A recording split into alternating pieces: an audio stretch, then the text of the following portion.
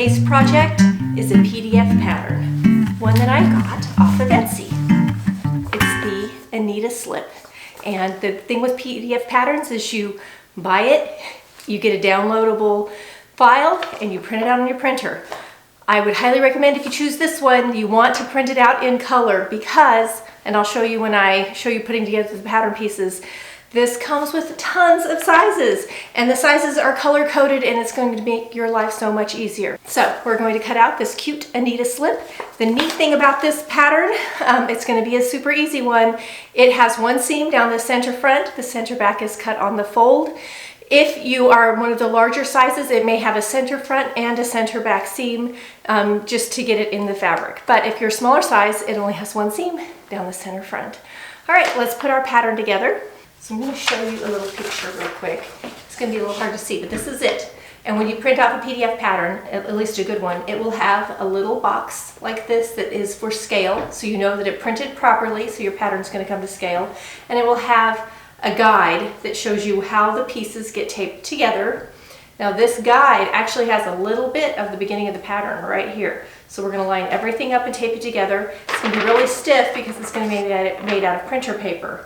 I may go ahead and trace the whole thing off again in my one size that I want out of my pattern paper. It's going to be a very basic little nightgown or slip, or it could be a swimsuit cover-up depending on the fabrication you make. That's really cute and very simple, and I don't do a lot of PDF patterns. A lot of you have recommended this to me, so this is because I read in my comments and everyone's been telling me you've got to jump on the PDF pattern train. So I am. I got this off of Etsy. The information for it will be in the description below. So I'm going to start taping together.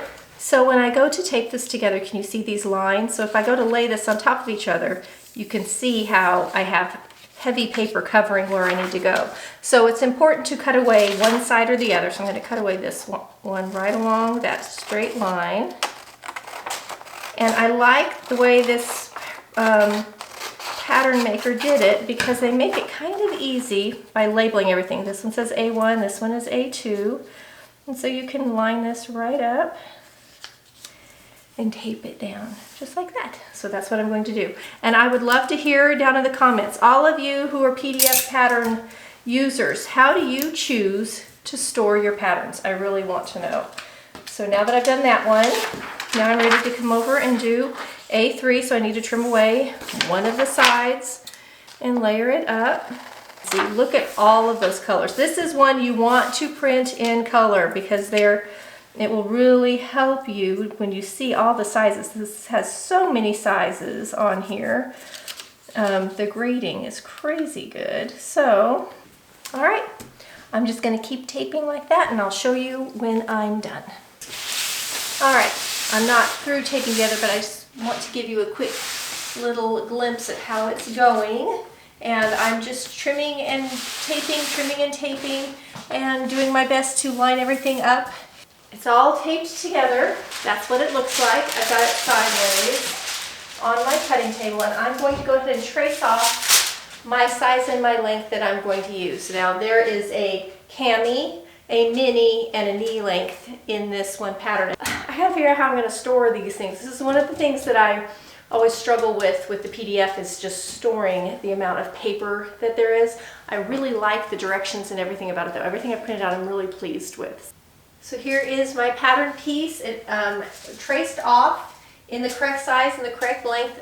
The nice thing about this pattern and all of the sizes that it has is it's very easy to alter it. So you can choose a different length if you want to. You can go a little wider at the hip. Like it's an easy one to alter. And it's just one piece. Now I have wide enough fabric to get it in one cutting. So then my center back is on the fold, and it will be cut on the straight of grain, so the stripe will be up and down, but as I come to the front of this, you can see here's my stripe. It's going to meld into each other, not quite biased, but close. So I'm going to have sort of an interesting detail, and I just thought it would be fun to try it in a stripe to see how it looks. The other one I'm cutting out is the blue tricot knit that I made the petty pants out of last month. I'm just going to make a little matching cami to go with the petty pants. So I've already got that cut out. I'm going to show you the directions, which are very well written. If you have to cut With the center back seam, the first thing that they have you do is sew up the center back seam. So if you don't have to do it, if you're cut on the fold, you just move on. So I did not have to do that. This next thing that you're going to do is this little gather. It's this under bust gathers, and the way it works, I have one sewn already. You're going to put little gather lines in on the curvy part, and then you just match them up and sew it. So it's going to look like this. So I'm going to show you on my stripey one. So here's, I'm just going to hold it up. See this little curvy spot? We're going to put a gathering line in this spot so that we can pull it down and this dart, this is a dart, but it has gathers in the dart so that you get the under bust. That's one of the reasons I chose this pattern, and that's what fits for the bust line for this. The directions are so well done on this. I have high praise for the pattern making and pattern writing. There's not a lot to this. I think it's pretty basic and easy. I think the most confusing part will be the little dart. Here's my little basting line. You can definitely do 2 basting lines if you want. There's 3/8 inch seam allowance for this whole thing, so there's not a lot of room for that extra basting line, but you certainly can do it. We're going to fold this on top of itself like this, so this is right sides together. We're going to match up on this outer edge, and then we're going to pull our little basting lines to even this out. Now, this is a dart, so when you get to this point, you're not going to keep your 3/8 inch. You're actually going to make a point here. So you're going to start at this point and then merge into your 3/8 of an inch seam allowance. So let me pin it together and I'll show you. All right, so here it is pinned in. You can see this is my little cut edge. So this is where I'm going to start my dart.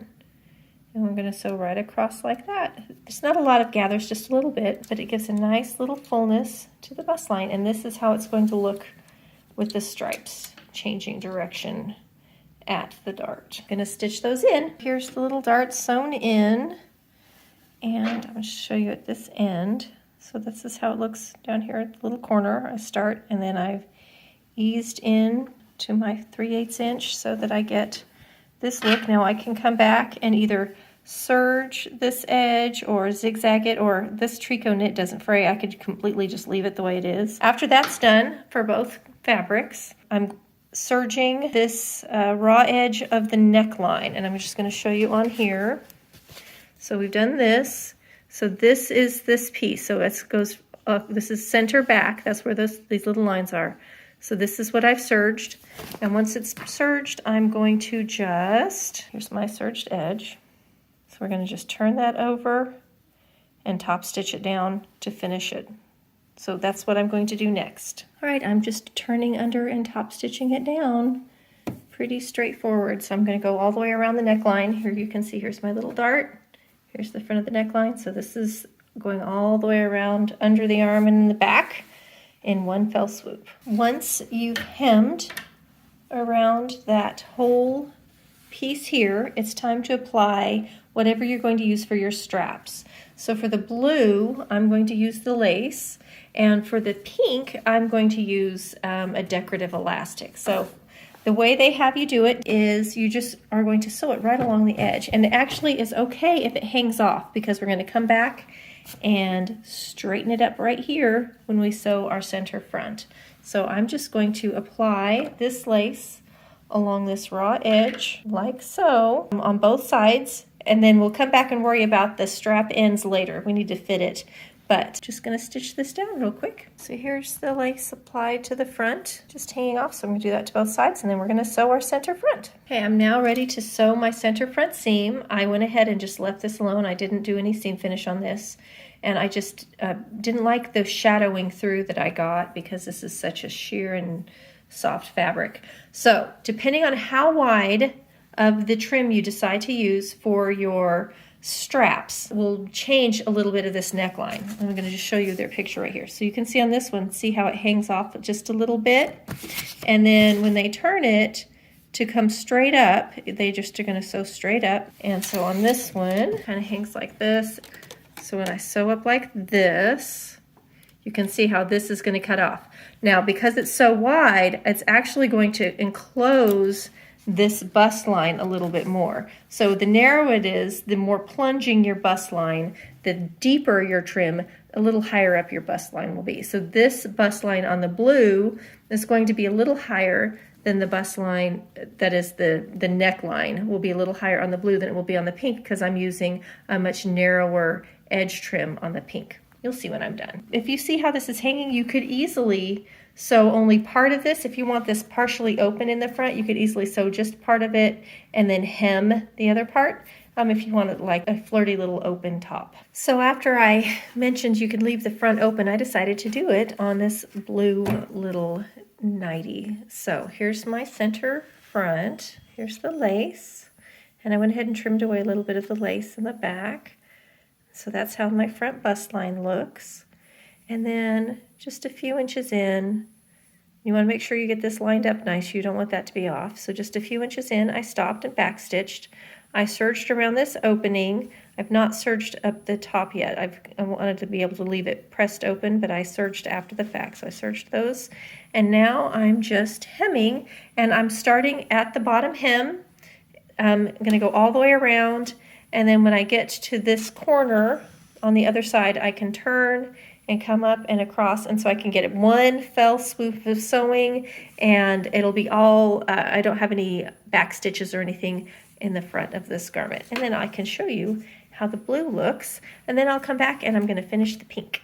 Look, I have two, there's the other one back there. And this one I made open to go with the little petty pants. Would also be really cute with a little matching panty. And I think I will. I have enough of this fabric. I think I can get a little matching panty to go with it, or a little shorty short to make a little sleep set. And then the other one would make a cute swimsuit cover up. It could be a little summery dress, a great little pajama. And this one I used a decorative elastic. Easy to follow instructions, goes together really well. Very simple design and smart design, and you could do a lot with it. You could add bands, you could add lace. If you try it, I'd love to know. I'm going to take a few shots, a few still shots and pretty shots of them really quick for you.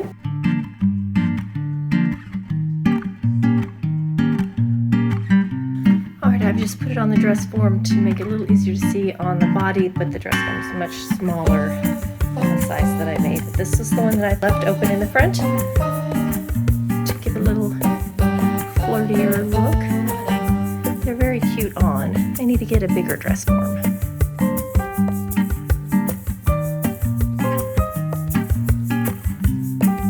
I love the look of this one. I'm super happy that I chose to go ahead and make it kind of in a sportier look. It turned out really cute. I can see wearing this a lot, like a swimsuit cover, or even as a summery nightie. The straps that pattern are long, so I ended up taking off about 4 inches to make it the right length for me. It's an easy adjustment because they're just top stitched in the back when you're done. They are long enough you could easily crisscross them to have like a crossed strap in the back, or you could even do a halter style, tie them around the neck. It would be easy to adapt the strap for this pattern.